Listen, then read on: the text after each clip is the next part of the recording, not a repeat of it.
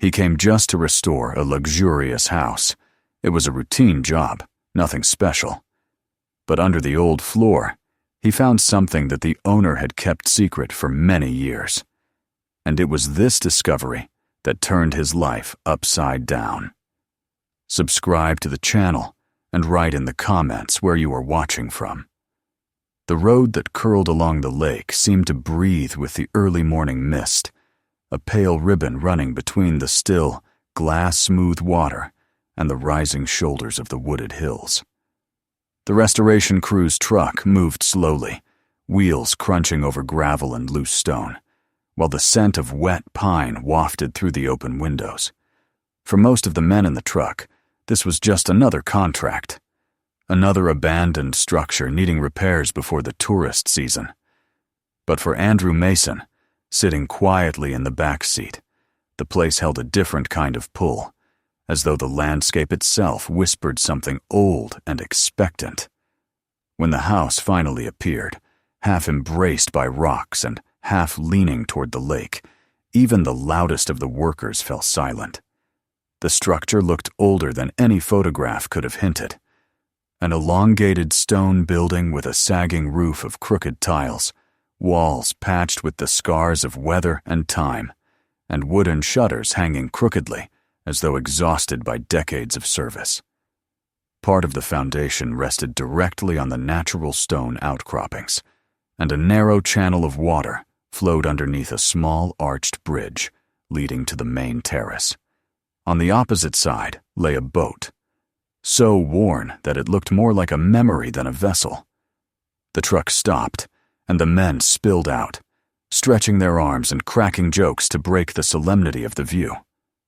Only Andrew remained quiet, his gaze tracing the lines of the house, the uneven roof lines, the missing tiles, the pale green window frames chipped by sun and storms. He assessed instinctively where the structure was weakest. A leaning cornerstone beneath the western wall, a hollow gap beneath the terrace where stones had slid into the water. The house was beautiful, but fragile. The owner stepped out to greet them, leaning on a polished cane, but standing with a dignified posture that contradicted the frailty of his age. His name was Professor Ansel Lawrence, tall, slender, white-haired, with eyes that still carried an academic sharpness behind the weariness. He looked at the workers as one might look at a group of surgeons about to revive a long-forgotten patient. "Thank you for coming. This house means more to me than I can express," he said, and though his voice was soft, it carried a firmness that commanded attention. The men nodded politely, but Andrew stepped forward, offering a quiet handshake. The professor seemed to notice something about him, an attentiveness, perhaps, or simply a respect that didn't need to be spoken aloud. Inside, the house felt like a museum waiting for someone to reopen its doors. Dust coated the window panes, cobwebs hung from the corners of the ceilings, and the air held that muted, nostalgic scent of aged wood, stone, and time intertwined. There were photographs along the walls, black and white portraits of a woman with gentle eyes and a peaceful smile, always standing beside the professor at different stages of life. Her presence lingered in every room, as though the house had been built around her, and not the other way around. Andrew noticed everything, the sagging beams, the gaps in the wooden floorboards, the moisture stains along the northern wall. He also noticed the professor's subtle glances toward certain rooms, especially the one with the wide windows facing the lake. The professor lingered near that doorway, but never stepped inside, as though the space held too many memories for him to confront. Work began almost immediately.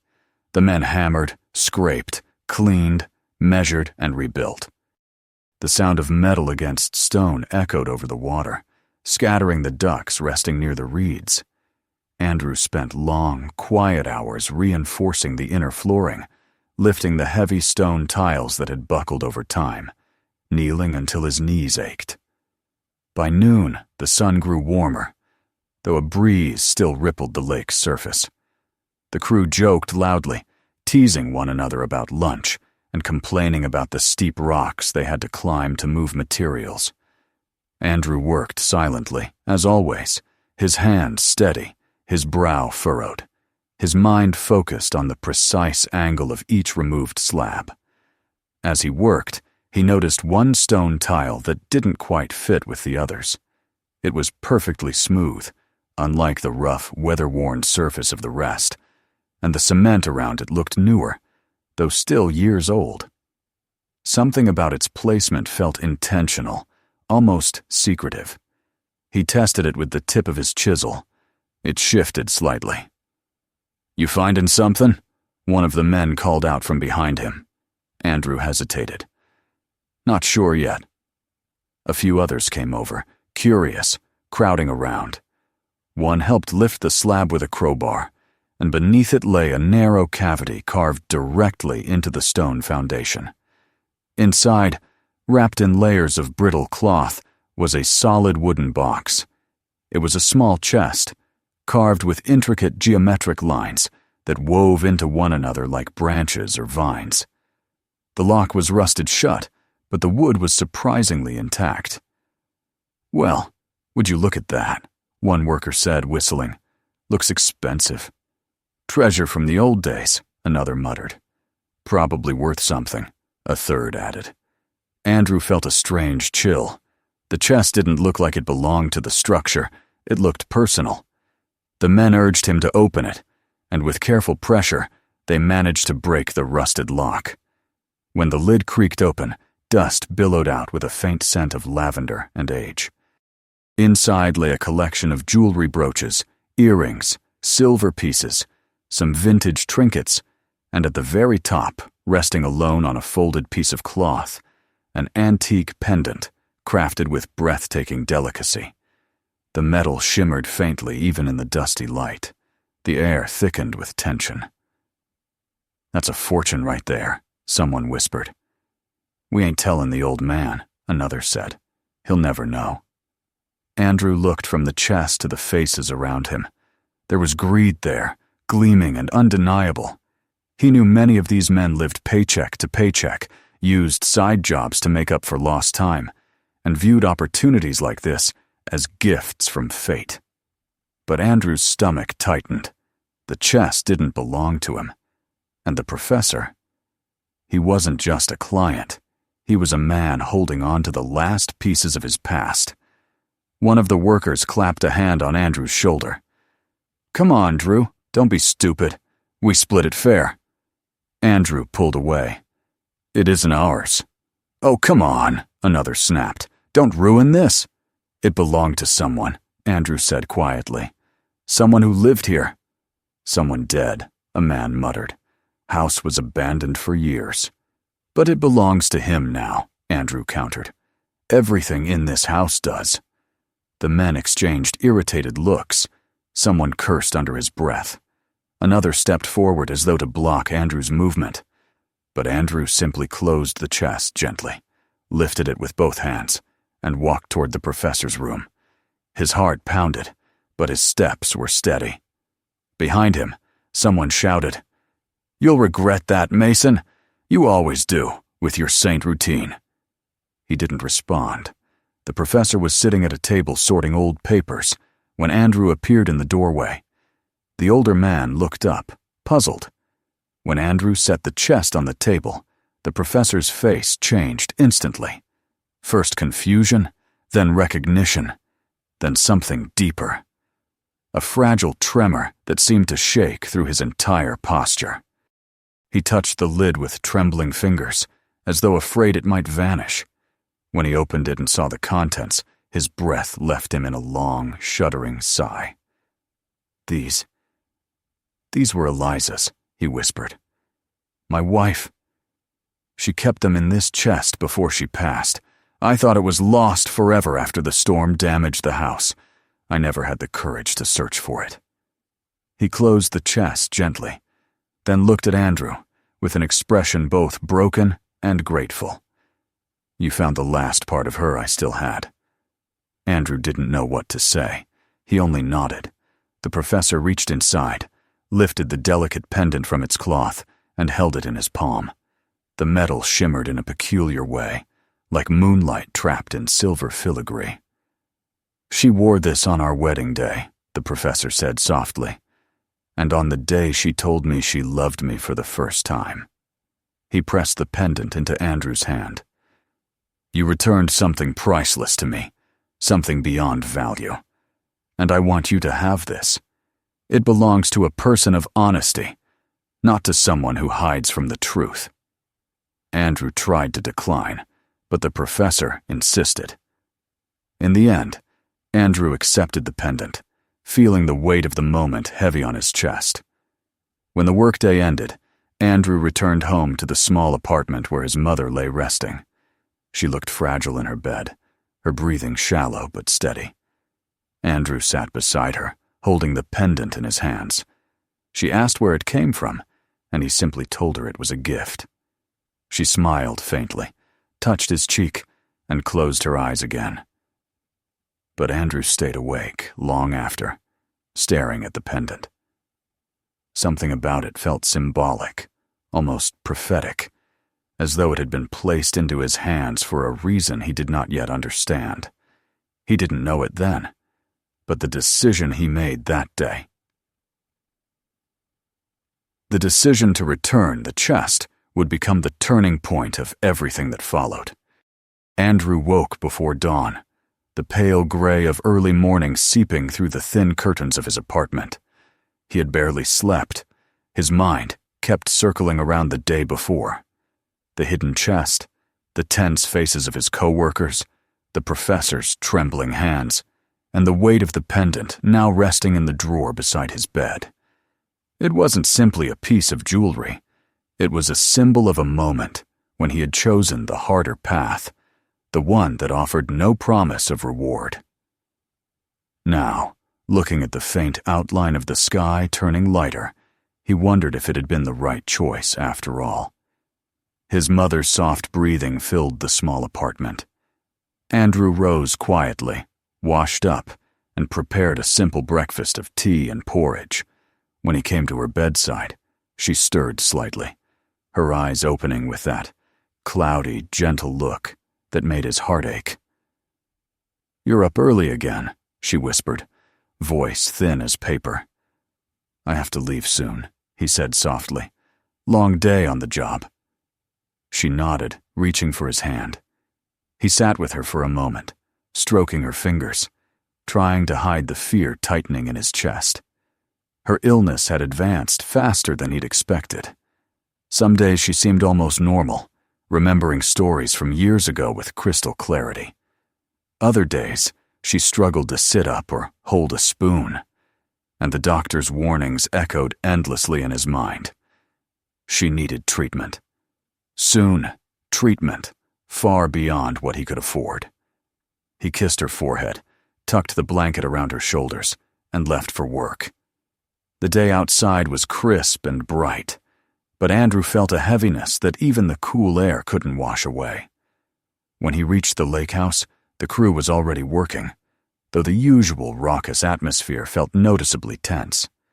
Some men glanced at him and then looked away, while others muttered among themselves.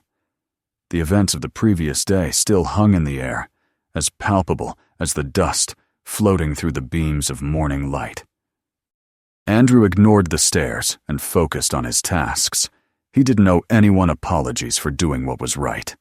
Work resumed with the same intensity as always, scraping old plaster from walls, reinforcing the terrace stones, clearing moss from the lakeside steps. Andrew moved mechanically, though his thoughts drifted off into the pendant tucked safely in his drawer. He wondered what its story truly was, who made it, what hands had worn it across the decades, what memories were etched into those delicate patterns. Around midday, his phone buzzed, something it rarely did during work hours.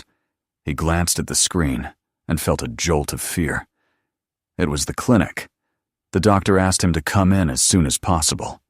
Andrew felt his throat tighten. He explained the situation to the foreman, who nodded with a shrug, barely hiding his irritation. Andrew ignored it and left. The clinic smelled of disinfectant and quiet dread. The doctor, a middle-aged man with weary eyes, greeted him with a sympathetic expression that told Andrew everything before a word was spoken. "I'm afraid your mother's condition is deteriorating faster than anticipated," the doctor said gently. "The infection has spread. The operation is no longer optional. It's urgent." Andrew swallowed hard. "And the cost?" The doctor hesitated. "The full treatment, including surgery, medication, and post-operative care, will be significantly more than what we discussed previously." "I'm sorry." The numbers he quoted felt like a physical blow, far beyond what Andrew had saved, far beyond what he could ever gather in time. His vision blurred for a moment, and he steadied himself against the chair. "There has to be some option," he said quietly. "There is the standard payment plan," the doctor replied, though his tone held no real hope. "But even that may be difficult without a significant initial deposit." Andrew left the clinic with his chest burning, as though his ribs were collapsing inward. The sky had grown darker, heavy clouds pulling across the lake as he drove back. Every bump in the road felt magnified, as though the whole world had turned rougher. When he returned to work, the men were taking their break, sitting on broken crates and rocky steps near the water. They looked up as he approached. A few smirked. One of them, Tanner, a thick-set man with a quick temper, let out a sharp laugh. "Look who's back, the professor's pet." Andrew ignored him, heading toward his tools, but Tanner rose and stepped into his path. "You know," Tanner said, voice dripping with mock sympathy, "we could have all had a good payday. Instead, you played the hero." Andrew didn't respond. Tanner continued, louder this time. "Tell me something. Mason, did that necklace the professor gave you at least fetch enough to make up for the treasure you threw away?" A few men snickered. Andrew clenched his jaw, feeling anger flare but refusing to give it voice. "You don't know anything about it," he said quietly. Tanner stepped closer, his face inches from Andrew's. "I know you cost us all a chance at money we deserved." Andrew met his stare without flinching. "It wasn't ours." "Maybe not," Tanner snapped, "but it wasn't yours to give away either." The foreman finally intervened, shouting at both of them to get back to work, but the tension lingered like smoke. Andrew returned to his tasks, though every movement felt heavier. That evening, after finishing the day's work, he went home to check on his mother. She was awake but tired, her eyes dull with pain she tried to hide. Andrew sat beside her again, the weight of reality pressing down on him from all sides. He needed money, more than he could ever save from his job, more than he could hope to borrow. And then, as if summoned by desperation itself, his thoughts drifted back to the pendant. He retrieved it from the drawer and placed it carefully in his palm. Under the dim yellow light of the lamp, the silver lines glistened like frost. He held it for a long time, struggling with the decision. Selling it felt wrong, but doing nothing felt worse. The next morning, he made his choice. The city's antique district was quiet when he arrived. Shops with stained glass windows and ornate lettering lined the street, their displays filled with relics from other worlds and centuries. Andrew hesitated outside one of the finest galleries before finally stepping in. The room was filled with warm golden light. Glass cases displayed intricate watches, silverware, manuscripts, and artifacts, with small placards explaining their origins. Behind the main counter stood Dr. Charles Haywood, a tall, distinguished-looking man with silver-streaked hair and a precision in his movements that suggested a lifetime of evaluating priceless objects. "Can I help you?" Haywood asked, his voice refined, but not unfriendly. Andrew nodded and removed the pendant, placing it on a velvet cloth. Haywood's eyes widened slightly, but he said nothing as he picked it up using a pair of delicate tweezers. The examination was slow and incredibly thorough. He inspected the filigree, the metal composition, the engraved patterns invisible to ordinary eyes. He even carried it to a special lamp that revealed micro-etchings beneath the top layer of silver. Finally, he exhaled softly. "This is exquisite," he murmured. "Masterwork. Late 18th century, perhaps. Possibly earlier. The craftsmanship alone is extraordinary. Where did you acquire it?" "It was a gift," Andrew said quietly, "from someone I helped." Haywood nodded thoughtfully. "It is valuable. I can offer you a fair price." The number he named made Andrew blink. It was more money than he had ever held at once in his life. Not enough for the full treatment, but enough to cover nearly half the projected cost. "Do you accept?" Haywood asked. Andrew hesitated only a moment before nodding. The sale was made. Haywood counted out the bills carefully, placing them into an envelope. Andrew thanked him, shook his hand, and left. But even as he walked away from the gallery, the envelope heavy in his jacket pocket, a sense of unease settled over him. He felt as though he had severed something delicate and meaningful, as though the pendant had been a bridge between him and the professor's past, a bridge he had now burned. He used the money immediately, making a partial payment at the hospital. The relief he felt was temporary, thin as paper. The remaining costs loomed like a mountain too steep to climb, and each day his mother grew weaker. Andrew worked overtime, taking night shifts at a warehouse, hauling boxes until his muscles screamed in protest. He fixed fences, repaired broken steps for elderly neighbors, did any job that paid even a little. Yet the numbers in his savings account barely moved. Meanwhile, tension with his co-workers reached a peak. They whispered that he had sold the pendant for more than he admitted. They claimed he had cheated them. The foreman pretended not to hear, but the snide remarks continued. One cold evening, in the deepest part of this exhausting routine, Andrew came home to find a letter slipped under his door. The envelope was thick and immaculate, marked with the seal of Haywood's gallery. Inside was a short note, written in elegant script. "Mr. Mason, please return to the gallery at your earliest convenience. There is an urgent matter regarding the pendant. Dr. Charles Haywood." Andrew stared at the letter for a long moment, unable to decide whether to feel dread or hope. Something had changed. Something important. And tomorrow, when he went to see Haywood again, his life would begin moving toward a place he could not yet imagine. When he went to bed that night, the moon cast pale light across the room, and though his body felt entirely spent, his mind sparked with a strange, cautious anticipation. He closed his eyes, not knowing that the next chapter of his life was already unfolding in ways far beyond his expectations. The morning Andrew returned to Dr. Haywood's gallery began with the kind of uneasy silence that seems to anticipate a turning point before a man recognizes it himself. He barely slept, lying awake half the night, with thoughts churning like restless tides. The letter from the expert sat on his bedside table, its ink sharp and formal, demanding immediate attention.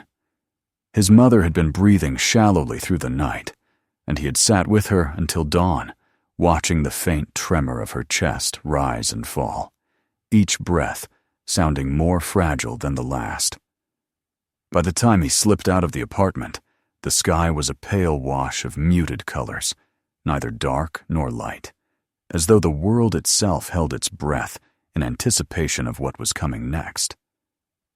The city streets were unusually still when he arrived at the antique district, but even from the outside, he sensed something had shifted in the gallery. There were more cars parked near the entrance, including a sleek, dark vehicle with tinted windows that clearly did not belong to local customers. Inside, the lights were brighter than he remembered, and several staff members moved quickly between displays, their hushed conversation creating a soft undercurrent of tension.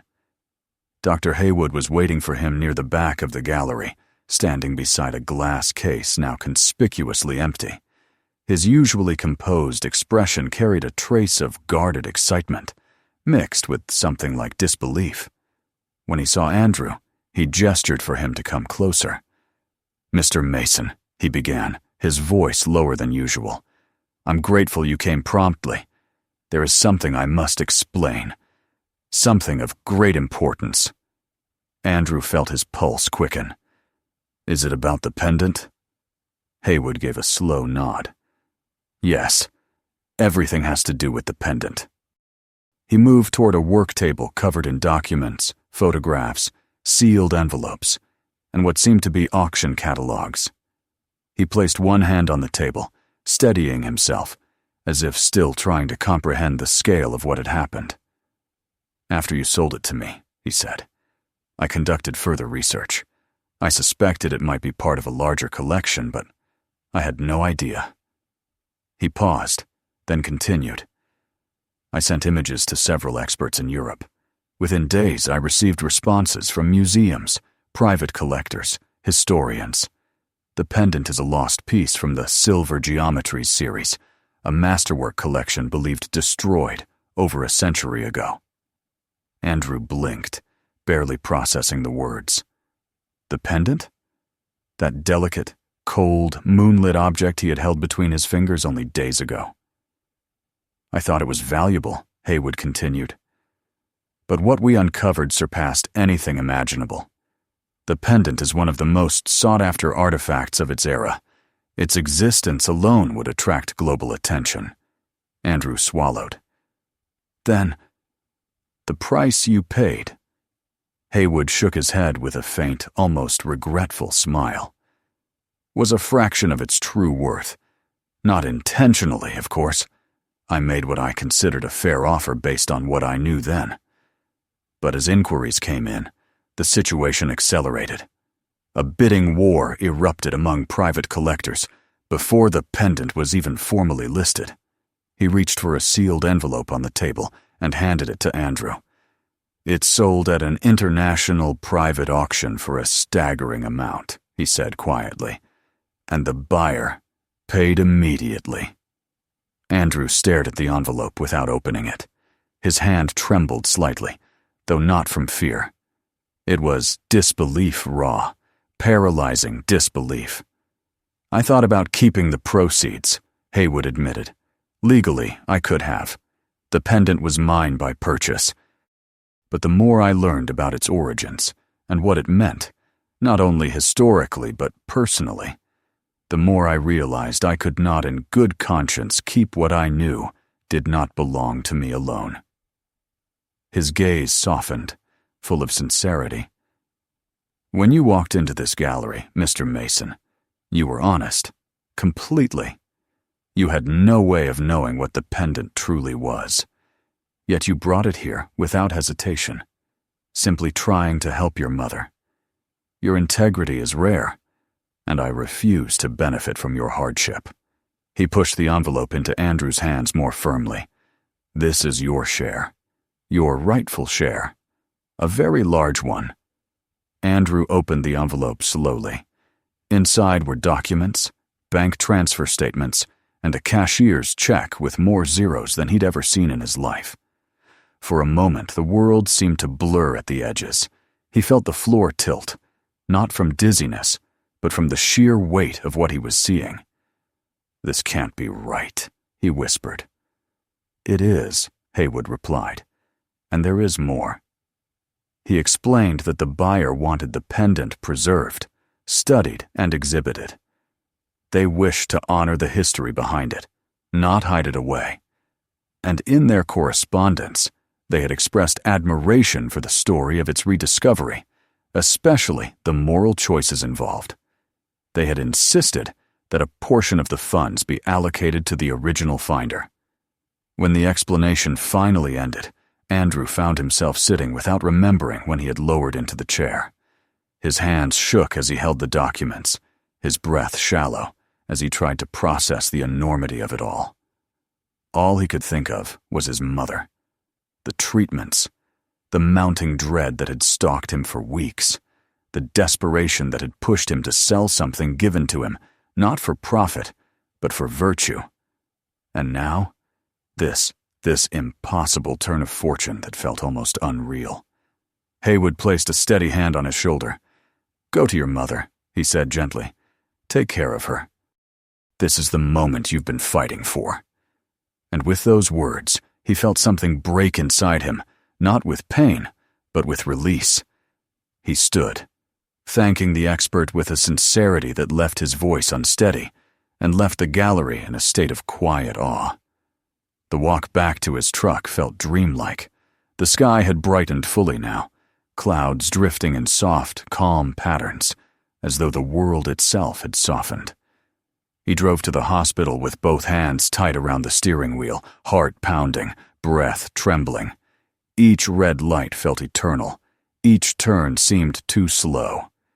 He hurried through the hospital doors, approached the front desk, and informed the staff that he wanted to pay for his mother's full treatment, every expense, every medication, every step of recovery.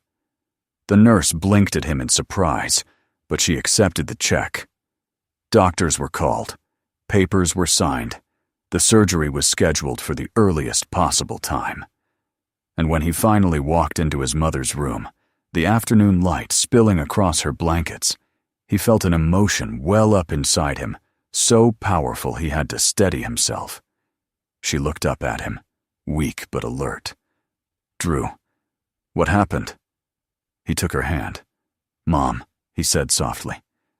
"We're going ahead with the surgery. All of it. Everything is covered." Her eyes widened, filling with tears. "How? Where did you—" "Don't worry about that," he said, brushing a strand of hair from her forehead. "Just focus on getting better." She squeezed his hand, with what little strength she had left. "You always had a good heart," she whispered. "I'm glad it finally brought something back to you." He sat with her for hours, holding her hand even after she drifted into sleep. The machines hummed softly around them, their rhythms steady and reassuring. The surgery took place 2 days later. It was long, delicate, and fraught with risk. Andrew waited in the hallway, pacing, sitting, standing again, every minute stretching impossibly long. When the surgeon finally emerged and gave him a tired but relieved smile, Andrew nearly collapsed from the flood of emotion. "She made it," the doctor said. "The procedure was successful. She'll need time to recover, but she's going to be all right." Those words felt like sunlight breaking through a storm. He thanked the doctor repeatedly, voice trembling, and was allowed to see her briefly in recovery. She was pale, frail-looking, but alive, truly alive, in a way she hadn't seemed in months. In the days that followed, Andrew's life shifted in ways he never imagined. He quit the night jobs. He reduced his hours with the crew until eventually he left the company entirely. The foreman didn't argue. The others barely reacted, except for Tanner, who watched him with a strange mixture of jealousy and respect. But Andrew had no desire for conflict. There was no bitterness left in him, only clarity. He used part of the money to open a small restoration workshop, something he had dreamed about years ago but never believed possible. The shop was modest, but filled with potential. Sturdy tables, proper tools, clean light streaming through tall windows. Word spread quickly, helped immensely by the letter of recommendation written by Professor Lawrence, who had heard about the pendant's legacy from Dr. Haywood. One quiet afternoon, after visiting his mother at the hospital and delivering fresh flowers to brighten her room, Andrew drove to the lake house once more. The restoration was nearly finished by the crew he had left behind, and the house stood tall and proud again, its stone walls repaired, its windows shining with new clarity. He walked across the small wooden bridge, feeling the familiar creak beneath his feet, and stood at the terrace facing the water. The lake was still, reflecting the sky like a sheet of glass.